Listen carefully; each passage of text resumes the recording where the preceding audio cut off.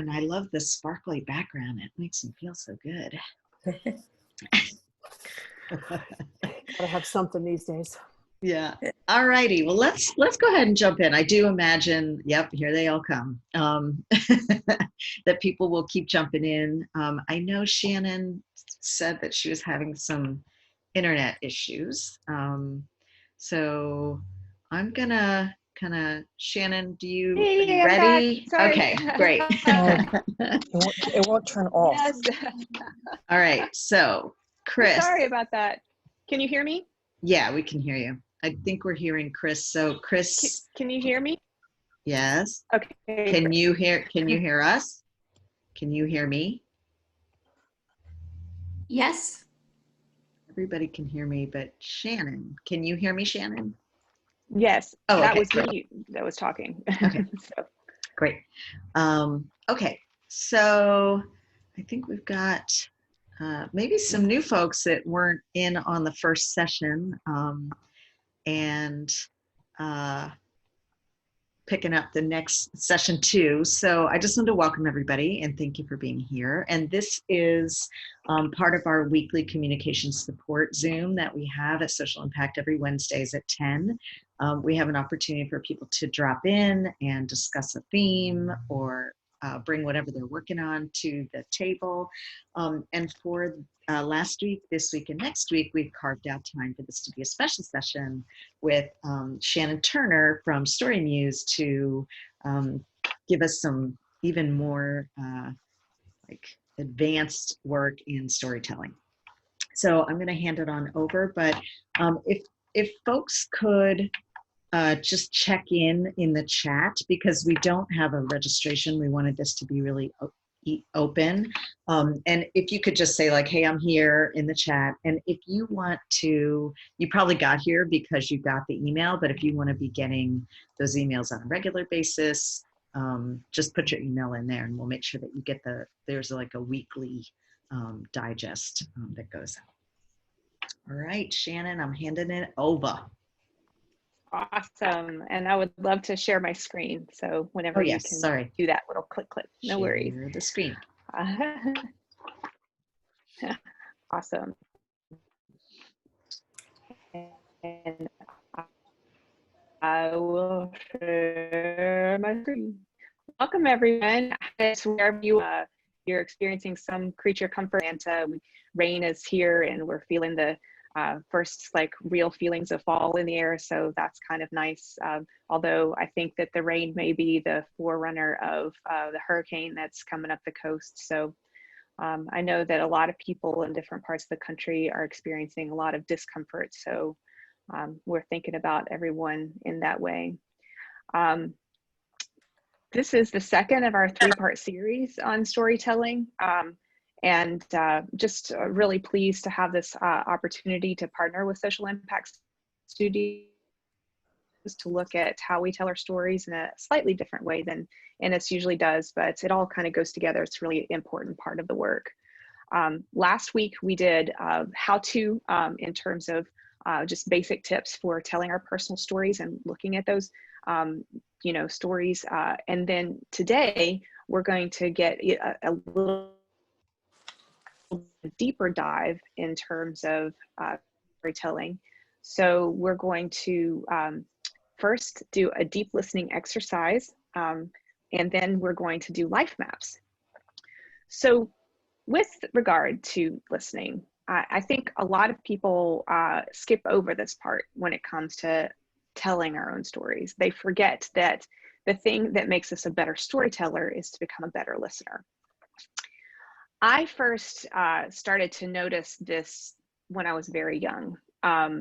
So my father was a minister, and most times we would ride the bus home from school, but every once in a while he would have to pick us up from school and his day would not be done.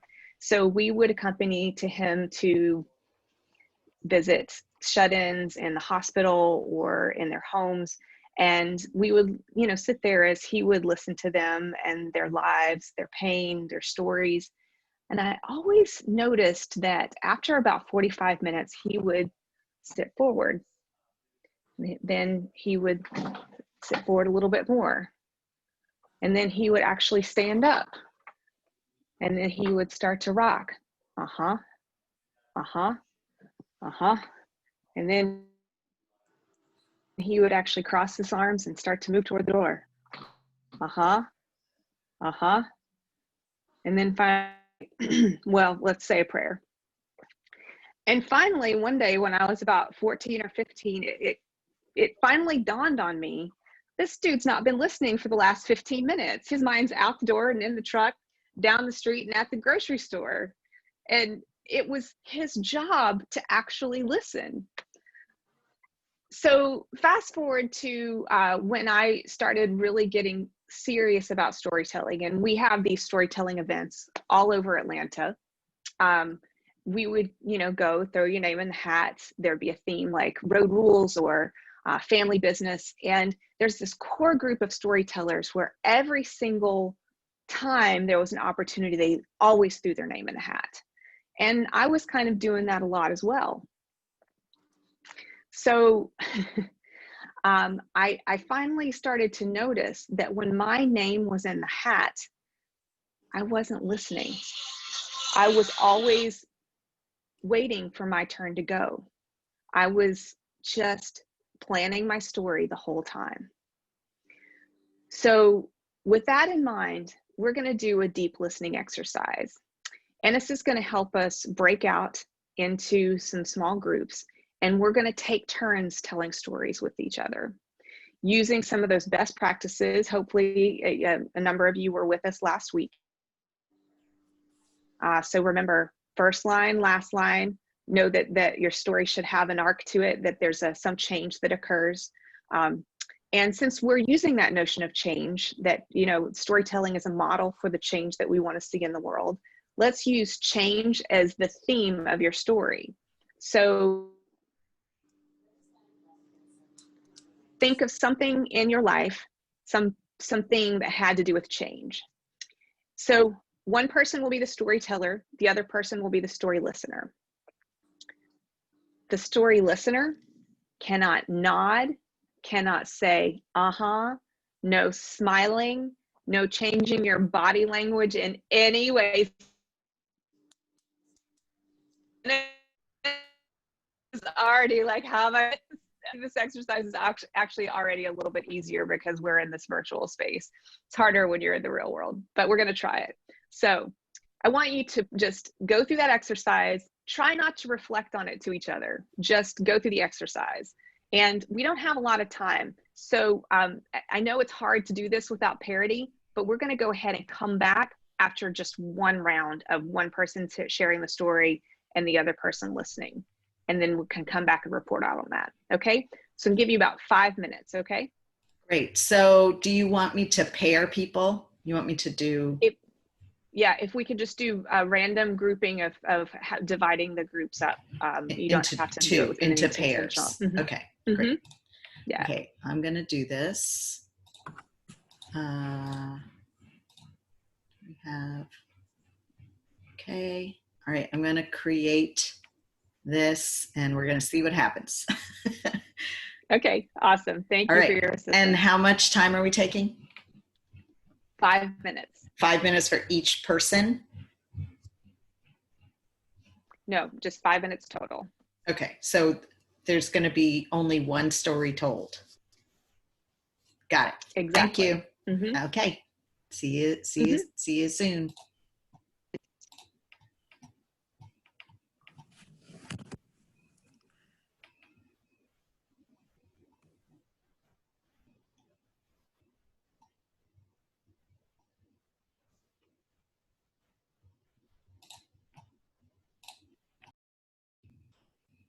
Perfect. It put us together. I love it. That's great. Do you want to just catch up or do you want to try to tell a story? No, let's just catch up. Okay. How are you? I'm good.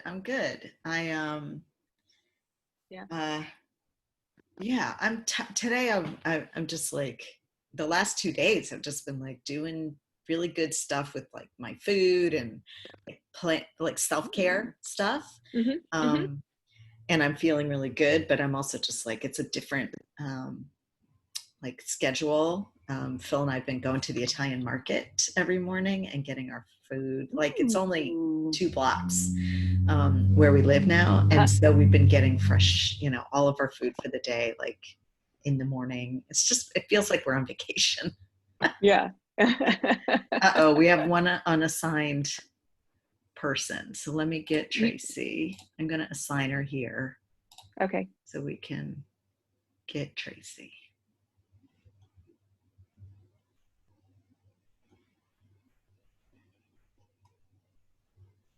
Not joined. Okay, she's probably, uh-oh, Susan's by herself. It looks no. like some people Maybe are pair not those two by together. themselves. Like,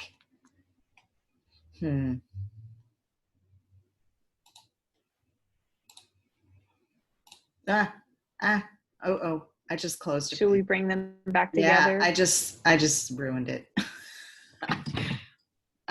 No, it'll do a minute. So I think we should bring them back together because we have a lot of people. Oh no, in. We'll come back together. Yeah. Hello. We could try it again. Oh, that's fine. Like we really need to get onto our life maps. Okay. This All is right. something that we weren't able to fit in last time. So I kind of wanted to just, you know, make sure we made the point of it. So okay. So not everybody's back yet. So they must still be okay. getting back in. Okay. I should have made the instruction that if they got booted out of the breakout room that they should come back to them, you know, just call back in. Mm-hmm. And I think sometimes people are multitasking while they're on calls like this, and so they may not have been expecting to have to go into a situation like that.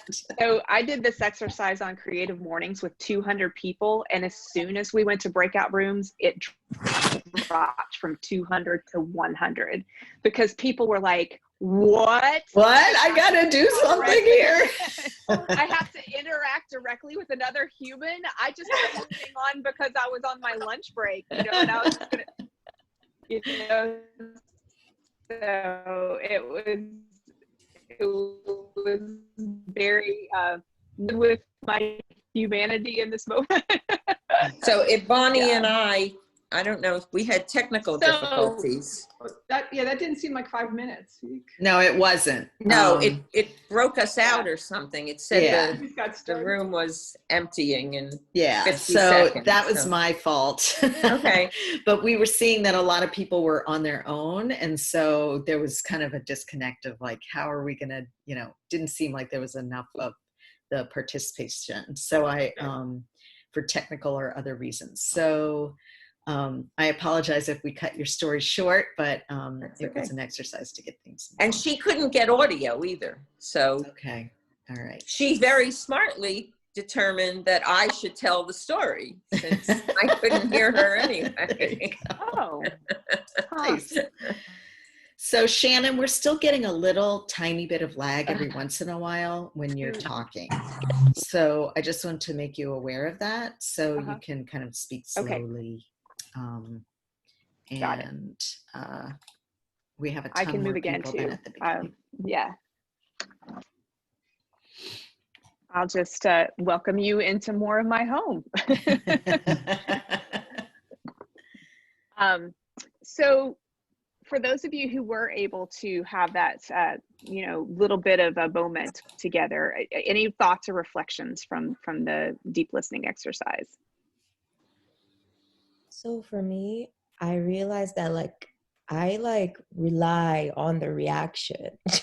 So I was paired with Chris, and when she wasn't reacting, I was like, man, this story probably sucks. So for me, that's like how I know if my story is good or not, is how people are reacting. And it was towards like the end, I was like, oh yeah, we're not supposed to have a reaction. Like that is the point. So yeah. So were you making up stories in your head about whether or not she was really listening or enjoying your story? I was just like, again, it's like story off the top of my head. And then like, yeah, I kind of felt some pressure with myself where I was like, like, this is just not an interesting story. Like, okay. I have to perform more, right? Yes. Because that give and take is like something we really rely on, right? That heart space of story sharing. And so is Chris with us?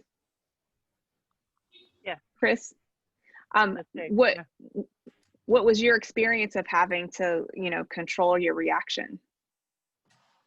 Shock. And also when I had to tell my story, I actually wasn't invested. Not invested. Wow. Tell us more about that. I didn't care about my story. I just kind of got through the exercise really, really quick rather than being excited about trying to come up with something. But and was that because, I'm sorry. I was second, so it wasn't a give and take.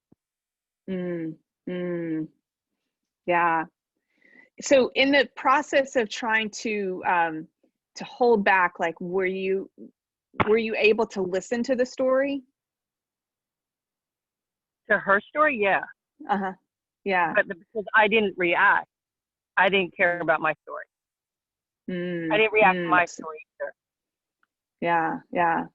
So a lot of people tell me when they do this exercise that they spend so much time having to kind of like hold back what would be their normal, that they're spending it interrupts their ability to really experience the story. I mean, sure, they hear a fair amount of it, but like they're also thinking about like how they're holding their face, or the fact that they're having to sit on their hands, or like all of that stuff. And the point of this exercise is that we're not actually deep listening. I call it a deep listening exercise, but it's to help point out how often we're not actually deeply listening to each other.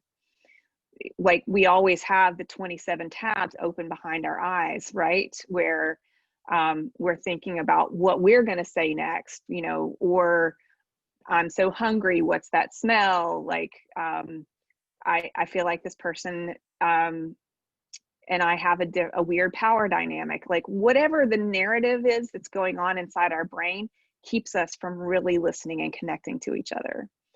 And so as I have endeavored to try to become a better storyteller, the first thing I've had to do is to try to like turn off whatever it is in me that's like waiting to tell my own story and so that I can listen to how other people tell their story, how they build their identity, where their stories come from, and especially just how they construct their stories. As you become a person connoisseur and a story connoisseur, it becomes really interesting to notice like how some people are really great at jumping in the middle of their stories and then going backward to like make a different, you know, context out of it. It's as important to do that as it is to practice our own storytelling. Make sense? Yeah, I just wanted to connect the dots just for a second to a lot of what we've talked about throughout this whole, you know, weekly communication support, is the idea of just habits that we have to help us listen. And I don't know how it relates in storytelling. I'm thinking out loud, but one of the things I know that we've talked about is asking people questions is a way to make sure that you are not in your own, like getting ready for what you want to talk about, but you actually keep asking questions. And that keeps you that personally for me, keeps me in a space of listening. Yes, absolutely. Okay, so with that in mind, we're now going to really dive into our own material, become a connoisseur, an archivist of our life experiences through life maps. This is an exercise that I have now done with thousands of people across the country, and I'm super excited to do it with you. It's one of those things that I really miss having the opportunity to do in the real world, because it's just such a visceral, like sensory experience. But I think it's also fun to be able to connect with you all over the world as we do this. So we're gonna have you hopefully you have been warned that you need paper and markers or color pens. So life is a journey. We all know this. We've been told this through various metaphors, whether it's the Wizard of Oz or Harold and Kumar Go to White Castle. And so if you think about your life as a journey, You might think of it as a literal road, and that road might start the day that you were born, or it might start with your ancestors. It might end today, or it might have lots of space for the future, as we have talked about and will continue to talk about next week, manifesting stories. So what's on a map? What do you typically find on a map? Landmarks. Yes, landmarks. Names, streets. Directions. Forks in the road. Forks in the road, yes. Chris Places said, where you have to make a where decision. am I? Like, you are here. Mm-hmm. Yes, you are here. Nice. Pathways, a compass, like north, south, where you are. I'm just reading some of the chat stuff. Yeah. Oh, cool. Oh, yes, I love the compass. I always love it when there's the nice little like thing that sort of helps you set your expectations for like the size equals this, and you know, all of that. So I used to come to this exercise with my life map pre-drawn for people. And then I noticed that every time I did that, they would come back and their maps would look exactly like mine. And that's not good, because your journey is not my journey. But as I've let that go, I've noticed that more and more people, they're getting away from the actual notion that the map is a map, that it has roads and all of that. And that's fine. Like, I want you to feel creative, but it is kind of helpful if you draw something that is connected through roads, because it kind of helps you think about the notion of journey. So I'm just going to pull up this page on my website so that you can see some of the stories that people have done. And basically what I'm going to do is encourage you to make your map linear in some way, so that one thing leads to another. And I want you to encourage, bless you, I want to encourage you to try to stay as visual and symbolic in your pictures as you can. A lot of people like to start putting a lot of words, like I heard somebody mention names on their maps. And because we talked last week about how if you can keep your storytelling in that lived experience rather than the written experience, I think this is a good place to try to keep in that moment. And so if you can try to stick to drawing symbols rather than making a lot of explanation with your map, that's going to be super helpful for you, I think. So I want to encourage with this group, because of sort of the nature of who you are and why you've come together, that there be something in your choice making around which stories you're pulling out that has to do with probably creativity or community, understandings that came along the way about who you are in relationship to the rest of the world.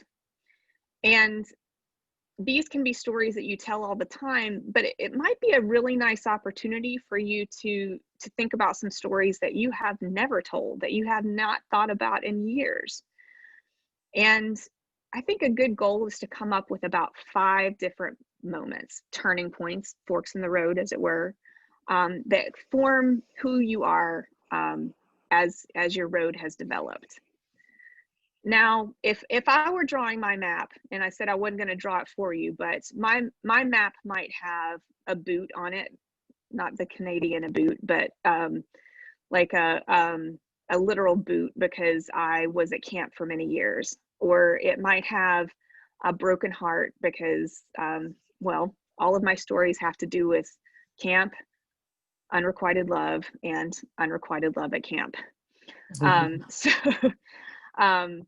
You know, or it might have a gun on it because I was at Virginia Tech, you know, during the shootings. So I think that just, again, that notion of symbolism of these important stories and the things that make us who we are. I'm going to turn on some music, and we're just going to play and draw. And I know, for some of us, art is really hard. Others spend our whole lives making art. But for those of us who don't do that, who have become arts administrators because we are terrified of being judged, you just have to, in this moment, embrace your 5-year-old self. The self that loved getting out the 64 box of Crayola crayons and had no judgment, who just loved to play. Any questions?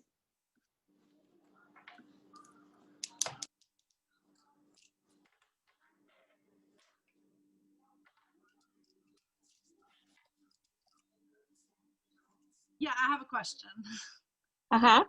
So I'm just trying to recap. So I'm using symbols. I'm finding 5 turning point or fork in the road moments. Or just stories that you feel like go into who you are.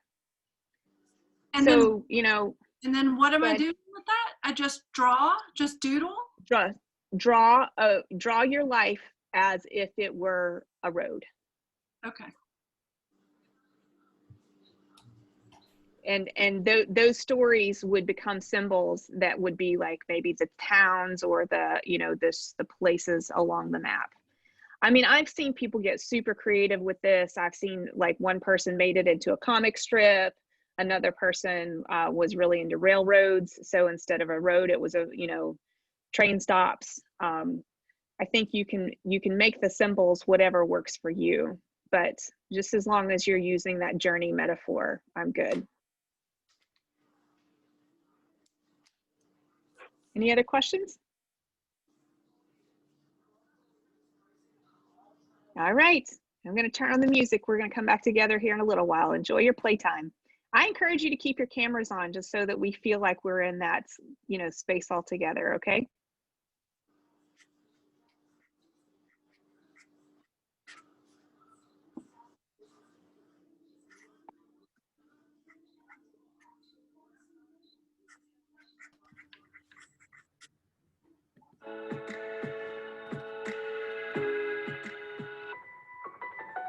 I'll smile, I know what it takes to fool this down. I'll do it till the sun goes down and all through the night time.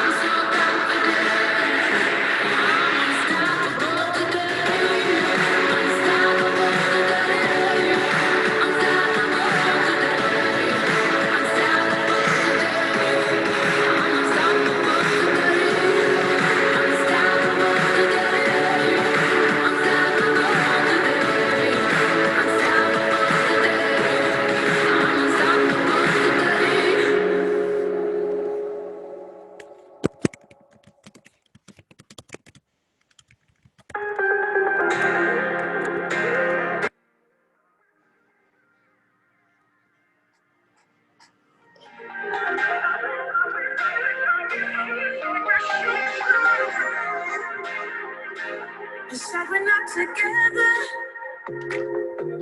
but I wish happiness for you. I know we said forever,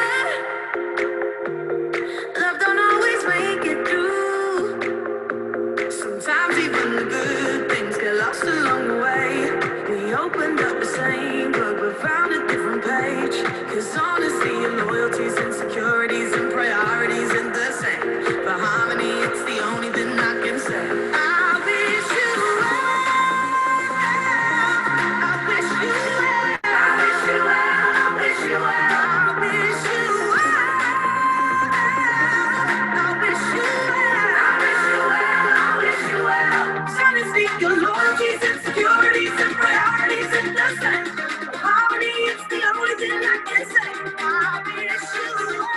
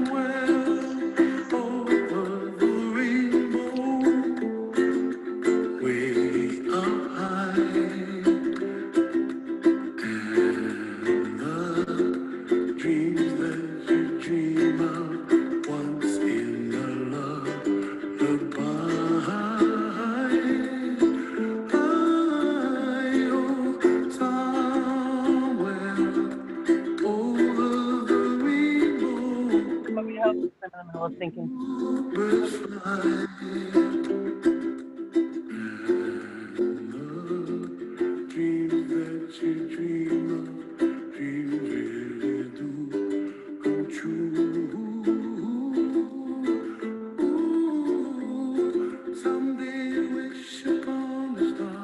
Wake up with clouds are far behind.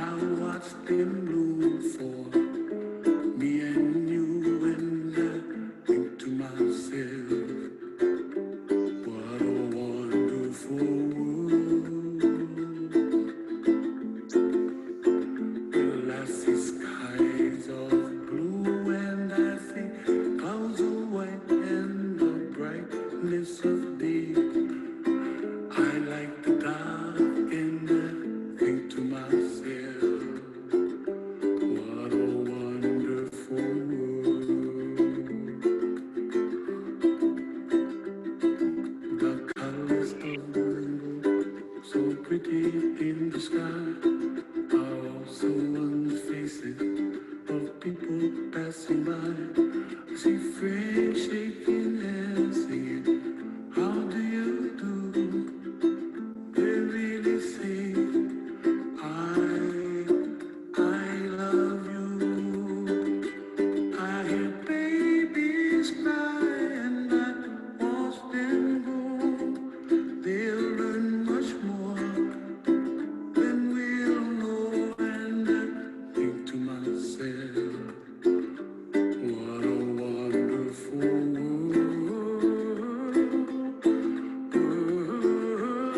Someday I wish upon a star, wake up where the clouds are far behind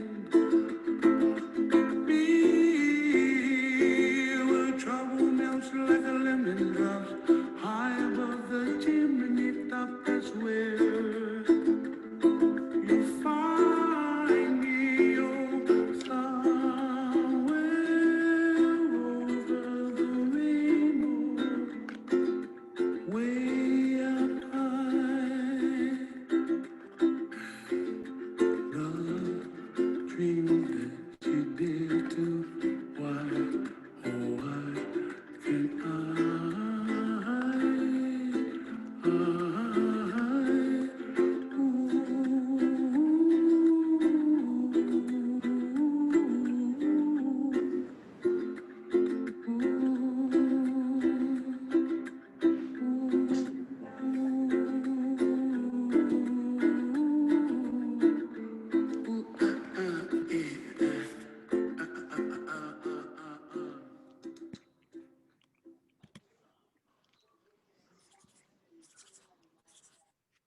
Hey, let's start trying to come back together. I imagine that this is something that you might be able to come back and do for quite some time. And I hope that you'll spend some more time, a little personal retreat time with yourself on your life map. But I'm curious if folks might be willing to share something that came forward in their map, especially in the form of the story. And so to be clear, we wouldn't have time for anybody to share their whole life map. What gets really difficult in this time is when somebody's like, I was born in a van down by the river, and then like all their whole 57 years of their life. We don't have time for that, nor is that the point of trying to learn how to tell a good story. So, but I would love to see your maps if you're willing to hold them up and let us see. Ooh, Chris, can you hold yours a little bit lower? Wow, look at all those beautiful maps. I'm gonna actually see if I can take a screenshot real quick.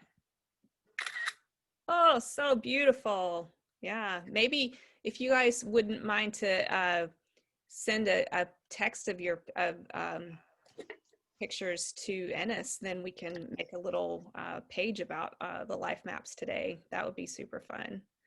So tell us about your experience and maybe a story that came forward. Anybody that feels comfortable doing that. I'll do it. Okay. I'm Nancy. So I'll focus on the end of my map, which is, and I'll call my map Dreams Come True, which is the only words that I put on there. I'm retired now, so I feel like my dream has come true of whatever the, I'll start here. I'm in a hospital bed, and so I made my line come down and then come back up, because after my experience in the hospital, I was able to, I was in law school when I was diagnosed with my medical issue. And I was able, after 5 years, to go back and graduate law school and create 2 nonprofits. And so that was a high point. And then I'm now retired, and I'm basically living at the beach. And that has always been my dream, And so here I am sitting on the beach with the ocean and the sun and clouds, and that's my dream. Wow. Mazel tov. Thank you. I think Tracy wanted to share hers. Yeah, well, it was interesting. I just had this sort of connection between what you were saying about, because I came in late on the listening exercise, but listening to everyone talk about how they were distracted by like not emoting or whatever. I realized I was drawing. I like had to suspend sort of that, in the same way that you said, like you try to like really listen to someone and not think about your own story. I was also working with myself to suspend my like, can I draw? What am I going to draw about? Like all of those things, and just tried to just draw and just do that, like in the same way that you were saying, just listen. And so then I was surprised because like my brain got out of the way in terms of thinking about the 5 points, and like, I mean, it's that little blue square is a window that I remember seeing in my very first dream of my entire, it's my first memory of life. And I just didn't, my brain wouldn't have gone to that if I weren't just like, okay, I'm just gonna draw. And then the visual drawing brought me to something that, right? Like, so anyway, that was my experience. So cool. Thank you for sharing that. Chris Campbell has her hand up. So there's my picture, and I use the metaphor for weaving. So these are all strings, and then there's my hand, or a hand, I wouldn't put my hand, and there I am. So, and then I use different symbols for different things where I was thinking about where I came from. So people or goddesses or something. I love that. And I love that, you know, behind you is the work that you're doing, your own art, which is handwork, and you're wearing something that is all like, you know, so your whole like thing is represented there. Love it. I didn't realize how much that's a metaphor for other parts of my life until I did it.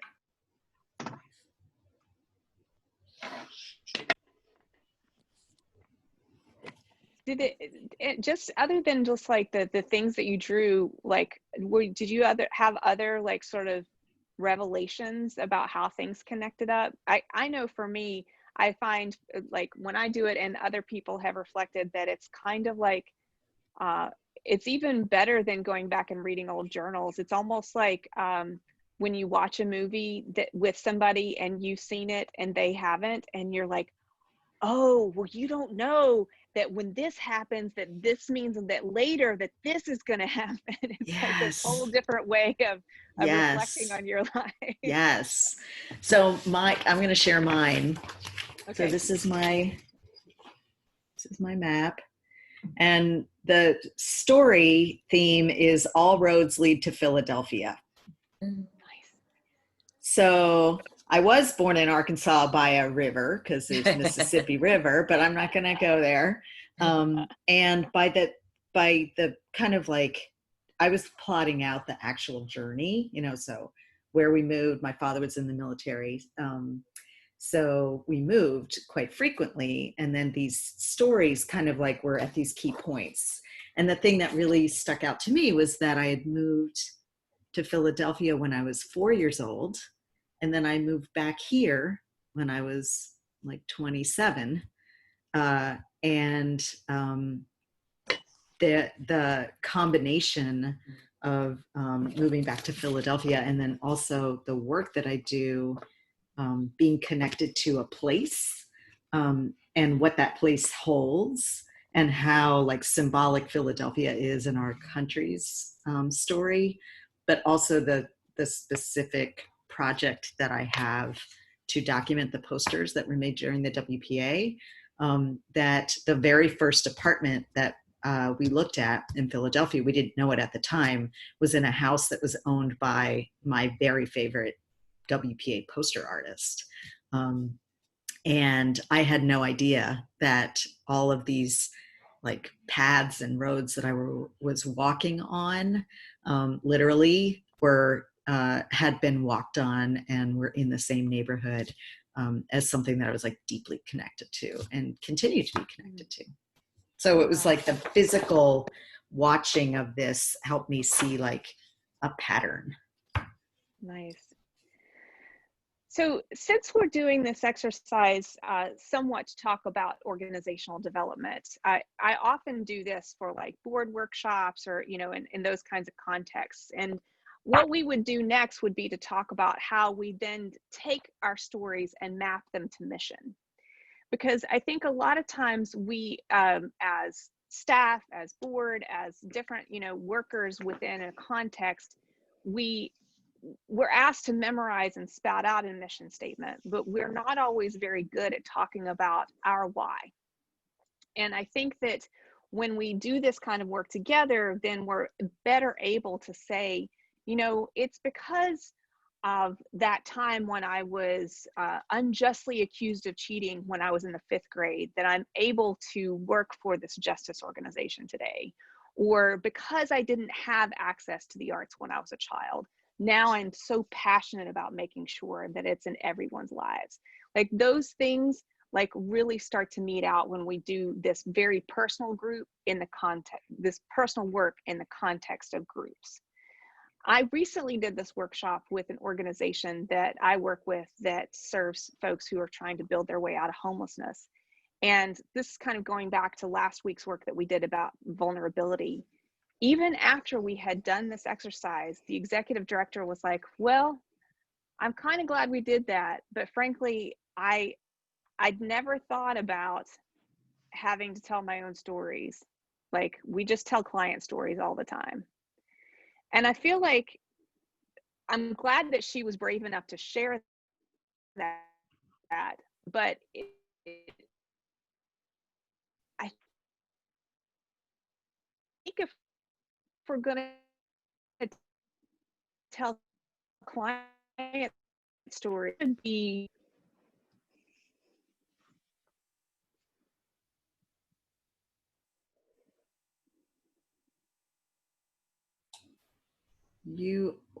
I'm not hearing you. You're breaking up. Oh, I was just sort of putting a question out there to people about whether being able to tell our personal stories in an organizational context makes sense. Mm-hmm.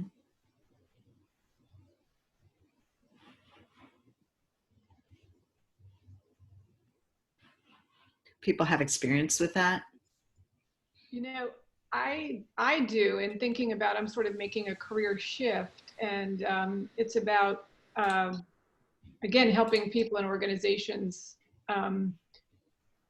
you know, develop narratives that that support identity, that support social justice and things like that. And I realized I am the second oldest of 6 kids.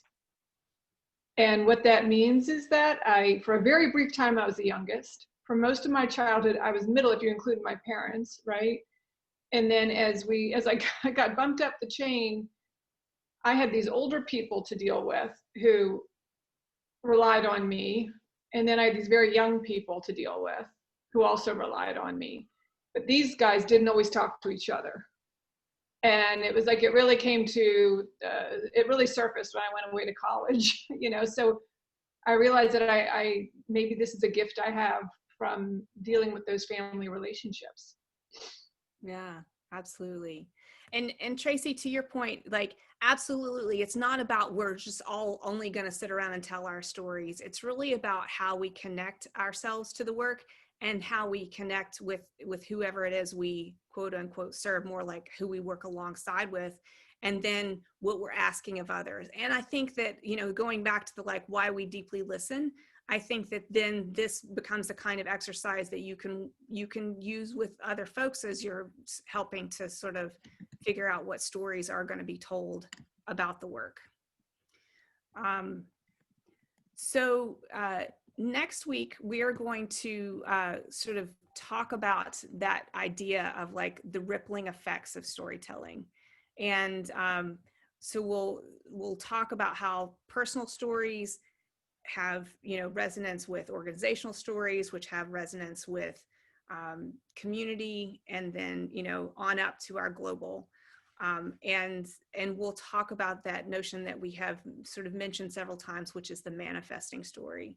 And if we have time, we are going to do another exercise. So please, again, come prepared with paper and pen, because we may just write that manifesting story. So I just want to again a huge shout out to Social Impact Studios, and oops, that's not true. Next week, I just said what we're doing. Clearly I copied and pasted too much. And this is where you can find me. So great. Thank you all. So thank you so much this has been really fun. And, you know, trying to find a way to do this kind of art project through Zoom, it's not easy, and you made it really easy. So thank you so much. So I just want to thank everybody for coming. I hope you can make it to session 3. And I just want to remind everybody, lots of folks did throw into the hat, and I just want to thank you so much, the people that sent over some funds to help cover the cost to compensate Shannon for her work. These sessions are always free. There's no expectation. And Shannon will be compensated either way, but I just want to make sure that you know that you can support, and if this is valuable to you, to go ahead and throw into the hat. So I'm going to put the PayPal link up, and you can, as little or as much or not at all, there's no expectation. All right, everybody. Well, I hope you have a good week, and we'll see you. Oh, tomorrow afternoon, I am still holding space for anti-racism communication and action conversation. That has been going on since June, every Thursday at 1. We're starting to see less and less participation in that. So we're going to create some programming like this.